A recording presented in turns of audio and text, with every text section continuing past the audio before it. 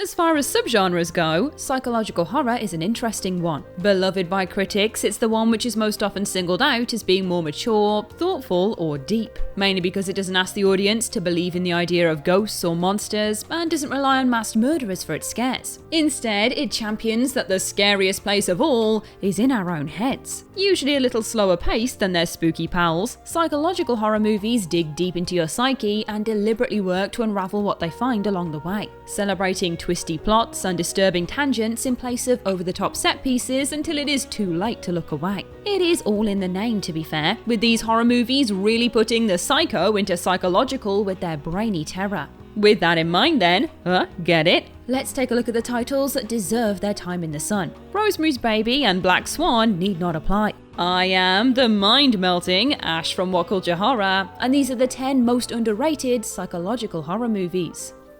10. Tessis. Director Alejandro Amenabar's deeply creepy 1996 debut, Tessis, or Thesis, is a Spanish-language thriller which starts off slow and subtle, but soon turns into a full-blown horror as the filmmaker displays his promise in this genre. A dark satire of the Spanish film industry, the movie follows a student as she delves into researching what appears to be a genuine snuff film. Fascinated by the sort of troubled mind that would create such a sickening thing, she is soon drawn into a dark underworld in this intense and gritty psychological horror. Surprisingly reserved in its use of on-screen violence, Thesis uses the same approach as Joel Schumacher's 8mm by showing very little, but leaving the audience disturbed by the twisted premise of viewers who get off on watching real-life violence and murder.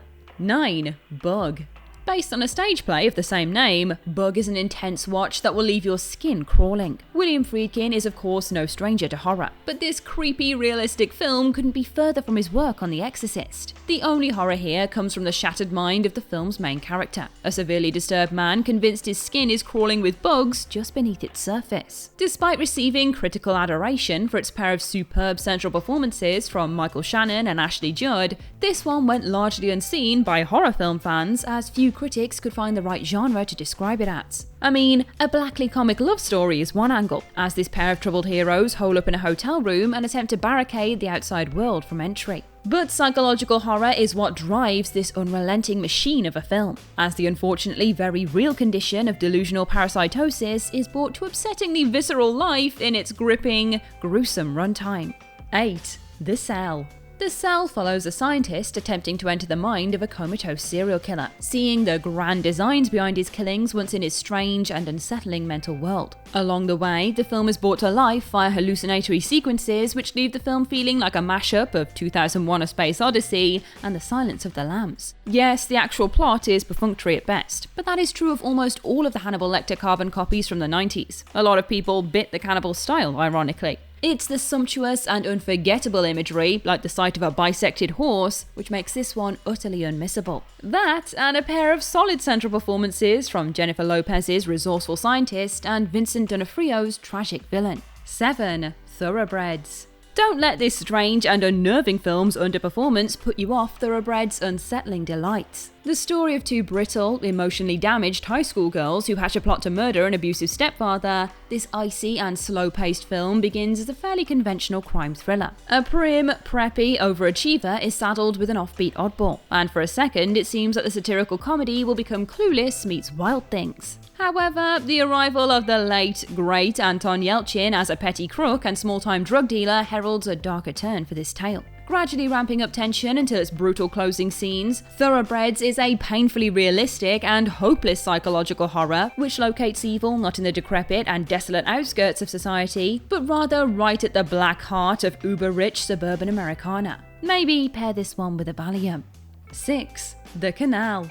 Unnerving and unsettling, the film's slowly unravelling central mystery tells the tale of a gruesome murder committed in Dublin, discovered by David and his family who now live in the old crime scene of a house. Said Dave is a stressed, paranoid film archivist, and one who thoroughly dismisses the idea of ghosts inhabiting his living space. Well, I guess we're on to his first mistake. This guy's obsession with old and damaged film allows the director to indulge in some fun and inventive filmmaking without it ever feeling self-indulgent. The Canal's creative camera work also never gets in the way of the film's steady stream of scares. As in classic psychological horror fashion, the main character's perspective becomes gradually more unhinged. It is a neat little movie with some nasty little tricks, and one well worth a watch for its creepy storytelling alone. 5. Possum. Possum is a sort of deeply unsettling movie you feel a need to pass on, kind of like The Ring's cursed videotape, in order to process its intense and horrific themes. This brutal British film sees the world through the eyes of a troubled puppeteer who returns to his childhood home and is haunted by trauma. This is trauma that is handily represented in the film by the titular puppet, a grotesque, spider-legged, death mask-faced monstrosity. Appearing in a jagged and disturbing manner, Possum is the film's most unforgettably unpleasant creation. However, the strained and mean-spirited dynamic between the near-mute puppeteer, played by Sean Harris, and his horrible uncle soon reveals truths much more disturbing and grounded than a killer puppet. The movie is an intense and singularly upsetting psychological horror, but from its 70s indebted aesthetic to its jangling, dissonant score, it is a testament to the subgenre's power to unsettle and affect its audience. 4. Cam.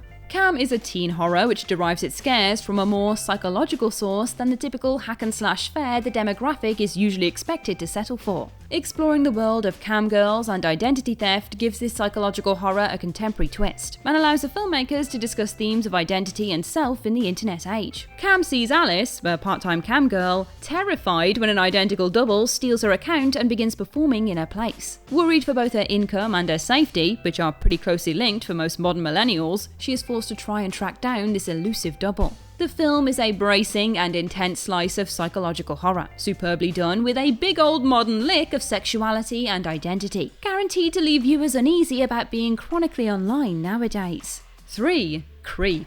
Avoiding the explicitly supernatural threats of a more bombastic Paranormal Activity and Grave Encounters series, Creep simply follows a videographer, Aaron, on what appears to be a routine assignment. It's a slightly sad one, as Mark Duplass's somewhat cringy sad sack is dying and wants him to record a video will for his family's later viewing. Or so he says. And so begins the pair's intense weekend in a remote woodland cabin, a strange and blackly comic ordeal which leaves the filmmaker shook, troubled and disturbed. He soon escapes home, but you probably don't need too many guesses to work out whether our hero is out of the woods yet. Deeply creepy despite its simple setup, the effectiveness of Creep is rooted in the simplicity of its premise. Essentially, My Dinner with Andre if one of the participants were a dangerous psychopath. The film takes its time letting the characters establish a rapport whilst constantly hinting at the darkness beneath Duplass's placid exterior.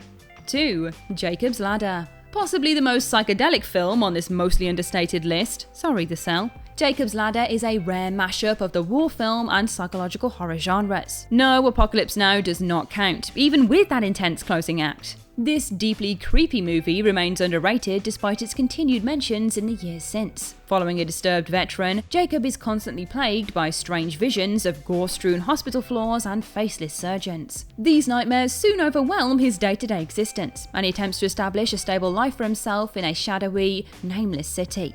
But is there another reason that Jacob can't really adjust to life back at home? A film which reckons with the horrors of the Vietnam War in all of their bloody, unvarnished reality, it boasts a brilliant final twist which makes sense of its many hallucinatory diversions. Seemingly inscrutable for much of its runtime, this is a Lynchian nightmare that actually has a satisfying and poignant explanation at the end of its twisty story. 1. Session 9. Almost entirely free from on-screen violence, Session 9 is a triumphant example of how much an effective psychological horror can achieve through intense and unsettling atmosphere alone. This creepy asylum set flick never got the critical re-evaluation it deserved, despite the director's later successes in the subgenre with The Machinist and Stonehurst Asylum. Seriously, what is it with this guy and haunted mental institutions? Session 9 follows an asbestos cleanup crew as they clear out an abandoned asylum, with its story simultaneously slowly revealing the fate of one unfortunate patient who once lived within its walls. The film is slow, deliberate and unsettling, and its cast of labourers make for an unexpected set of horror movie characters. Self-consciously tough and unflappable, the men's collective growing unease serves to make the film all the scarier as they seem as much a threat to each other as any external force. And that's our list. What other psychological horror movies deserve a little more love? Share your thoughts in the comment section below. I've been Ash over on social media at Ash Millman, and this has been What Culture. Don't forget to like, share, subscribe, and come back again soon for some more spine-tingling horror content. Thanks for watching.